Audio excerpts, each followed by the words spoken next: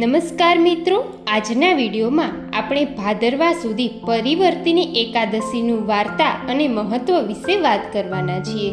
તો વિડીયો અંત સુધી જુઓ અને જો તમે અમારી ચેનલમાં નવા હોય તો ચેનલને સબસ્ક્રાઇબ કરી બેલ આઇકન દબાવી દેજો, જેથી આવનારા બધા જ વિડીયોની અપડેટ મળતી રહે. હવે વાત કરીએ ભાદરવા સુધી પરિવર્તિની એકાદશીની. તો યુધિષ્ઠિરે પૂછ્યું, હે ભગવાન, ભાદરવા સુદ એકાદશીનું શું નામ છે? તેમાં કયા દેવનું પૂજન કરવું અને તેનો પ્રકાર કેવો છે તેનું વ્રતનું પુણ્ય કહો. ત્યારે શ્રી કૃષ્ણએ કહ્યું, હે યુધિષ્ઠિર, ભાદરવા સુદ એકાદશી પરિવર્તિની અથવા વામન એકાદશી કહેવાય છે. સઘળા પાપોને હરનારી, મહાપુણ્યકારક અને સ્વર્ગ તથા મોક્ષને આપનારી છે. આ ઉત્તમ વામન જયંતીનું વ્રત પાપોનો નાશ કરનાર છે. સુગતિની ઈચ્છાવાળા પુરુષોએ આ એકાદશીનું વ્રત કરવું. જે મારા ભક્તો ભાદરવા સુદ એકાદશીના દિવસે વામનજીની પૂજા કરે છે તે નારાયણની સમીપ જાય છે. અષાઢ સુદ એકાદશીના દિવસે પોઢેલા ભગવાન આ એકાદશીના દિવસે પડખું ફેરવે છે. તેથી પરિવર્તિની એકાદશી તરીકે ઓળખાય છે. યુધિષ્ઠિરે કહ્યું, હે મહારાજ, હે શ્રી કૃષ્ણ, આપ કેમ પોઢો છો? કેમ શરીર ફેરવો છો? તમે બલિ રાજાને ક્યાંથી બાંધ્યો?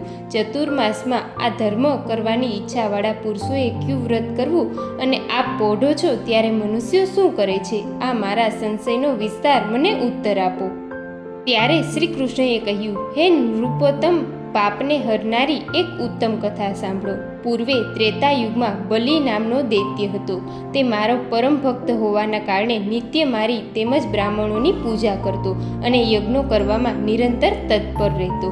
બલિ આવો મહાત્મા હતો, છતાં ઇન્દ્રની સાથે દ્વેષ કરી મેં આપેલું સ્વર્ગ જીતી લીધું અને આલોક જીતી લીધો. તેથી સઘળા દેવો એકઠા થઈ ઋષિઓ સાથે મારી પાસે આવ્યા અને મારી પૂજા કરી. તેથી મેં 5મો વામન અવતાર ધારણ કર્યો. પછી મેં ઉગ્ર રૂપ ધારણ કરી બલિ રાજાને જીતી લીધો.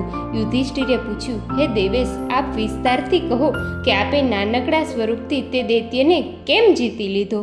ત્યારે શ્રી કૃષ્ણએ કહ્યું, મેં પ્રથમ યુક્તિપૂર્વક બટુકનું રૂપ ધારણ કરીને બલિની પાસે માગ્યું કે હે રાજન, તું મને 3 પગલાં જેટલી પૃથ્વી આપ. તેથી તમે 3 જગત આપવાનું પુણ્ય મળશે. એમ સંદેહ નથી. તેણે તે વાત કબૂલ કરી. તત્કાલ મારું શરીર વધવા લાગ્યું. મારા પગ પાતાળમાં રહ્યા, પૃથ્વી ઉપર ઘૂંટણ રહ્યા, સ્વર્ગમાં કેડ રહ્યો અને સત્યલોકમાં મુખ રહ્યું. તેથી સૌથી ઉપલા ભાગમાં મારું માથું રહ્યું. આમ મારું શરીર વધી ગયું.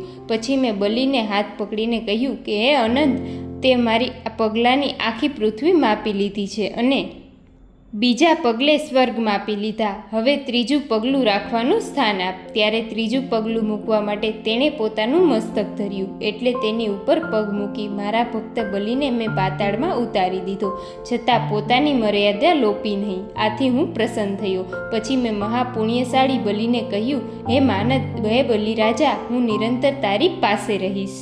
આ કારણે ભાદરવા માસની શુક્લ પક્ષની પરિવર્તિની એકાદશીના દિવસે મારું એક સ્વરૂપ બલિની પાસે રહે છે અને બીજું સ્વરૂપ સમુદ્રમાં ઉત્તમ તેમજ ક્ષીરક્ષાત્રને શેષનાગ ઉપર સૂવે છે. હે રાજન, આ એકાદશી પવિત્ર, મહાપુણ્યકારક અને પાપનો નાશ કરનારી છે. માટે તે દિવસે પ્રયત્નપૂર્વક અવશ્ય વ્રત કરવું જોઈએ. આ એકાદશીના દિવસે 3 લોકના પિતામહ નારાયણ પોતાનું શરીર ફેરવે છે. માટે તે દિવસે તેમનું પૂજન કરવું. આ એકાદશીના દિવસે દહીંમાં ચોખા નાખીને તેનું દાન આપવાથી અને રાતે જાગરણ કરવાથી મોક્ષ મળે છે. જે માણસ પાપને હરનારી આ ઉત્તમ કથાનો પાઠ કરે છે અથવા સાંભળે છે તેને 1000 અશ્વમેઘ યજ્ઞનું ફળ મળે છે. આવી રીતે સ્કંદ પુરાણમાં ભાગવત માસની શુક્લ પક્ષની પરિવર્તિની એકાદશીનું મહાત્મ્ય કહેલું છે. મિત્રો, આવા જ અવનવા ધાર્મિક અને શાસ્ત્ર સંબંધિત વિડીયોની જાણકારી માટે અમારી ચેનલને સબસ્ક્રાઇબ કરજો. ધન્યવાદ.